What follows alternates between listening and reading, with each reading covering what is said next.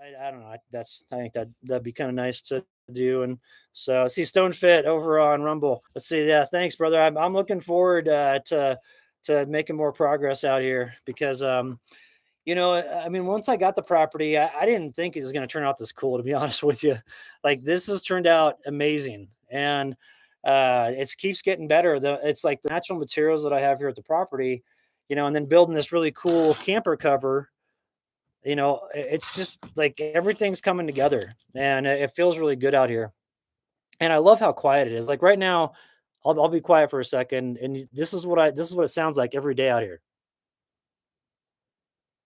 There's no one around, and especially with operating off solar.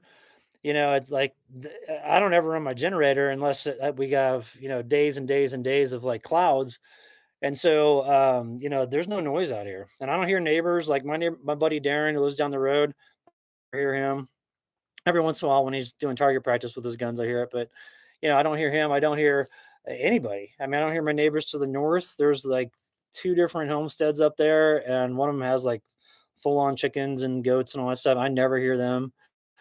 And so it's just nice. I don't know. I keep on looking online of like places in Colorado or different mountain areas, but I'm like, why would I want to leave here? Like this place is so awesome.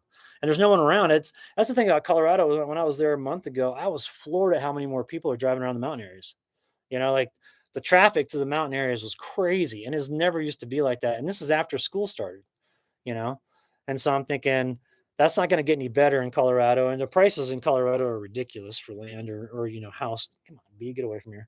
Or like a cabin in the mountains. And so I just don't think Colorado's in the cards for me because in my opinion, it's gonna with all those people getting there and driving the cost of living up. It drives the locals out, which creates animosity, and so you have like this tense environment up in the mountain communities. And a lot of the restaurants going in there, they cater to the tourist crowd. They don't cater to the locals, and so a lot of the prices are just astronomical for stuff. Just to operate in those areas, and so it kind of pushes all the locals out, replaces the crowd, and I realize everything changes, but out here, I mean, with this land, I got 14 acres for 20,500, and I feel like I hit the lottery out here. Like with the really nice community well that we have. I went over yesterday and got my whole water tote, which is actually you can't see it, but behind there, it's actually right. Well, you can't see it. Got the whole water tote filled up. I mean, it's a beautiful drive right along the Prescott National Forest boundary, and you go over there and just kind of hang out. And I was thinking how lucky I was in driving over there. I'm like, here I am driving Forest Service trails over to get water, and I don't see anybody. I never see anybody. And it's like I mean, is it as pretty out here as like the best parts of Colorado or Montana?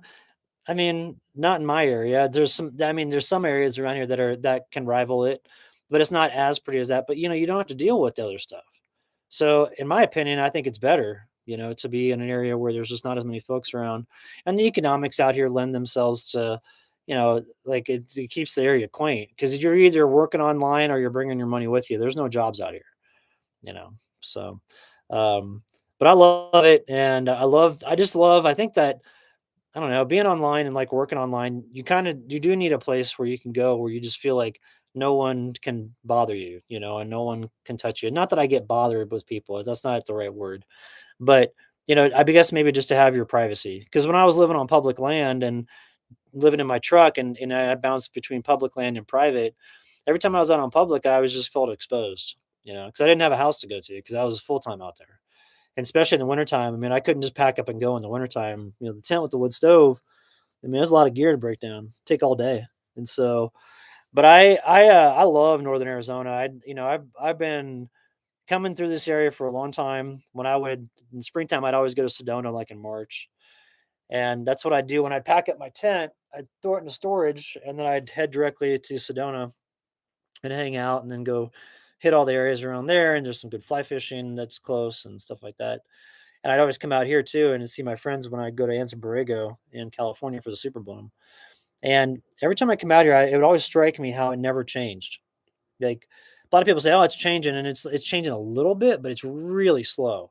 And I've been out here for 3 years now, and it's just as quiet as it was when I first got here. The only time you might hear people is like on the holiday weekends, Because people will come around to camp and stuff like that. And then also too, when we have property owners association meetings, a lot of people come up for that.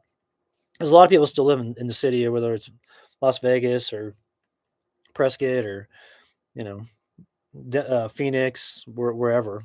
So let's see here. Race banning, calling camper life. Yep, my property taxes are $100 a year in Idaho. Ah, that's nice, man. And my property taxes here, I think it's like 190 or something like that. Then my POA dues to access the well, it's only $92 a year. So that's pretty good.